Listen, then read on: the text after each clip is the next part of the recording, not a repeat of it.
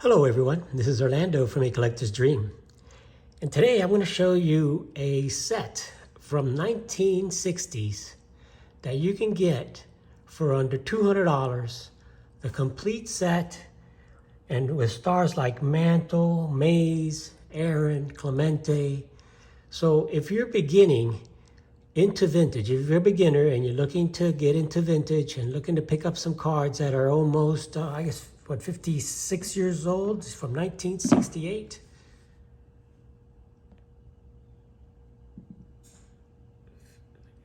This is almost 60 years old pretty soon, these cards. And they're from 1968. This is a Topps game card. And Topps made many game cards, during the day. They had, the first was the 1951, where the first official, really, Topps cards, yeah, they had cards before that, but when they really started was 1951, and then they had game cards similar to these. And even before these the Topps game cards, they were game cards that were produced way, way back in the 1800s and the early 1900s, cards like the Fan Craze. So those, if you're looking to get some stars, Hall of Famers, big name players, you can pick up this card for $50 of Mickey Mantle from 1968. So I'm going to go through this set. I'm going to show you the set. The back, again, they're game cards, and they were from 1968, and they were actually distributed two ways. They were distributed in packs, but they were distributed only in the third series of the 1968 set. So the 1968 Topps set, in the third series packs, you would get one per pack of these game cards. And this is the Hank Aaron. And again, this is card number 2, the Mickey Mantle. Great picture of Mickey Mantle late in his career. And Aaron, card number 4. So I'm going to show you some of the stars that I have, that I've graded, and just show you how to play this game and talk a little bit more about it. And here's card number 6. So you got 2, 4, 6, 8 are all the big major stars, and I'll show you card number 8. And this is the Roberto Clemente. And what I like about these cards is that they, not only do they have a great photo of the player, they have a facsimile autograph here also. So I just think they're really, really cool cards from 1968 at a very, very affordable. Really one of the most, I think the most affordable. And here's the Willie Mays card.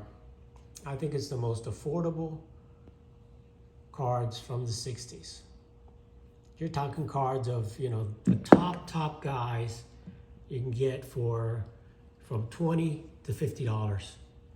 So if you're starting a vintage collection and you want to get Mickey Mantle, Hank Aaron, Clemente, and Mays, this is a great alternative. And there's a lot of other players here also, and Hall of Famers and future Hall of Famers. And we're going to go through these and just kind of share some of these with you. I'll kind of try to keep those in the picture here. So card number 1 is Matty Alou. So that's card number 1. Go ahead and card number 2 is another Hall of Famer, and that's Carl Yastrzemski. Now these are very difficult to get centered because, again, they were game cards. You see the rounded borders, and they just quality control back then was not the greatest. Another Hall of Famer, Harmon Killebrew, card number 5. Big name players in this set for a fraction of what it would cost you to buy any of these guys' cards from the 60s. Frank Robinson, you're talking this is probably a $5 card raw, and even graded it's up to maybe $20. Brooks Robinson, card number 9 in the set. Got another great picture with his autograph on there. You got Tommy Davis, card number 10. These were all great players back in the day. You know, Bill Freehand. Some people say Bill Freehand has great numbers and could possibly be in the Hall of Fame one day. You have Claude Osteen. Get another great player, great pitcher back in the day. Gary Peters. Card number 13. Card number 14 is Jim Lomborg.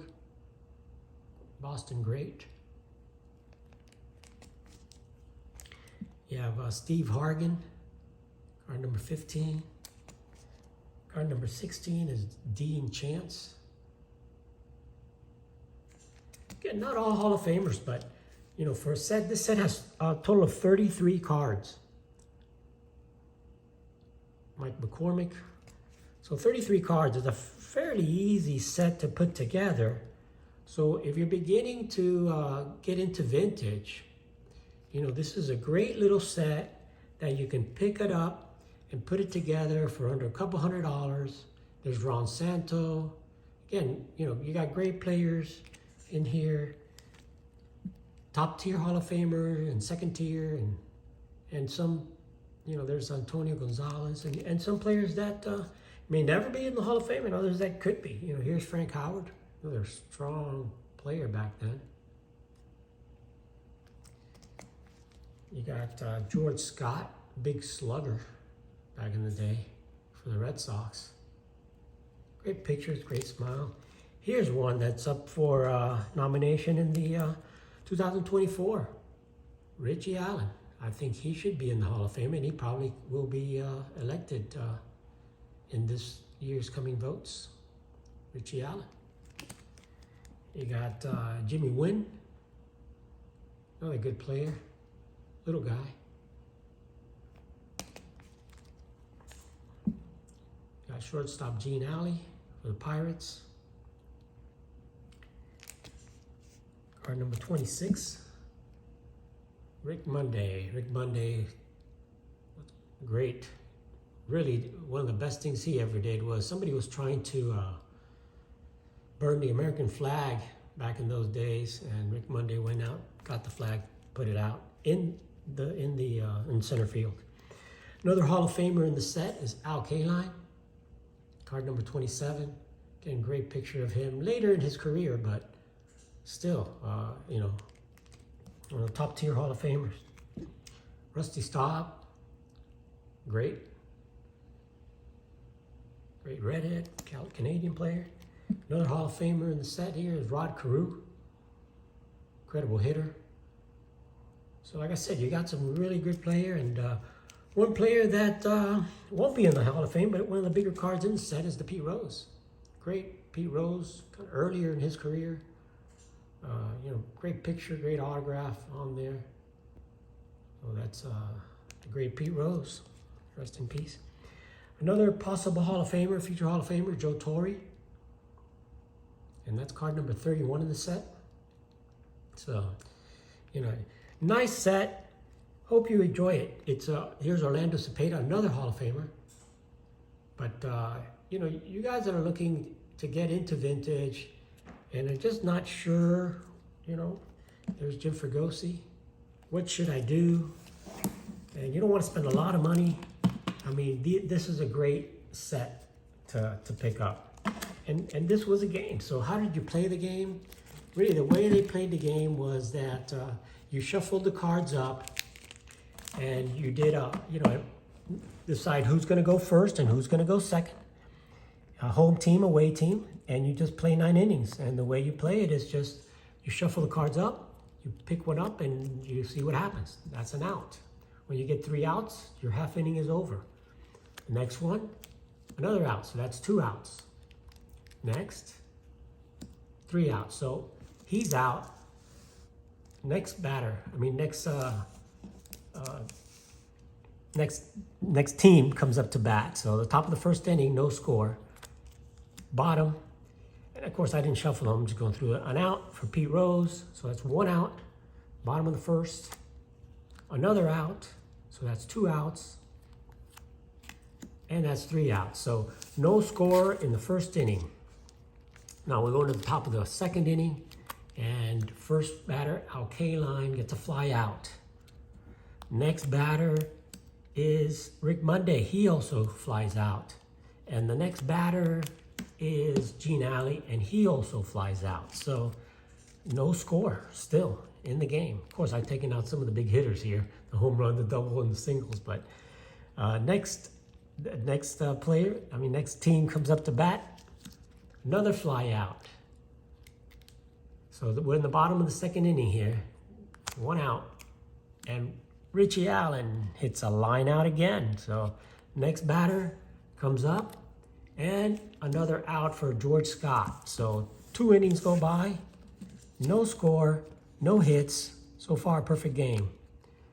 Top of the 3rd inning, next hitter comes up, and it's Frank Howard, and he's out. Line out. Next hitter coming up to bat, top of the 3rd inning with 1 out, is Antonio Gonzalez. And Tony Gonzalez, he pops out. That's 2 outs. Nobody on base. Next batter comes up. Boom, Bron Santo pops up. Another out. So no score going into the bottom of the 3rd inning. So far, no hits, no runs. Perfect game going for both pitchers. Bottom of the 3rd inning. Next hitter is foul out, Tim McCarver. He fouls out. Next hitter up to bat, it is Mike McCormick. He strikes out. So you got 2 outs so far, bottom of the 3rd.